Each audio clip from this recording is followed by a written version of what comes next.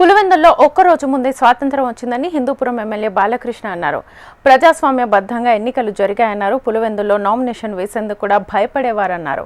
పులివెందుల్లో ప్రజాస్వామ్యం గెలిచిందని చెప్పారు. శ్రీ సత్యసాయి జిల్లా టేకులోడు ఎంజెపి గురుకుల పాఠశాలలో 8 కోట్ల వ్యయంతో నిర్మించిన భవనాలను బాలకృష్ణ ప్రారంభించారు.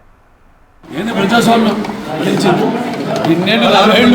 ఎక్కడ ప్రజాస్వామ్యం జరిగింది అన్ని వాళ్ళ అంటే వైసీపీ ఆరోపిస్తుంది కదా సార్. ఏంటి ఆరోపించేది వాళ్ళే? ప్రజాస్వామ్య పద్ధతిలో ఎన్నికలు జరగలేదంటారు. ప్రజాస్వామ్య పద్ధతిలో ఎన్నికలు జరగలేదు. ప్రజాస్వామ్యంగానే జరిగింది ఎన్నిక.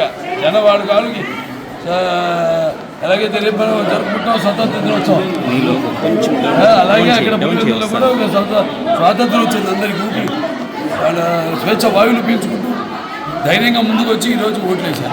11 మంది ధైర్యంగా వచ్చి నామినేషన్ వేశారు. అక్కడంటే హిందూ ప్రజలు ఎప్పుడెప్పుడు అంటున్నారు జిల్లా పైన ఎప్పుడు రాబోతుంది సార్?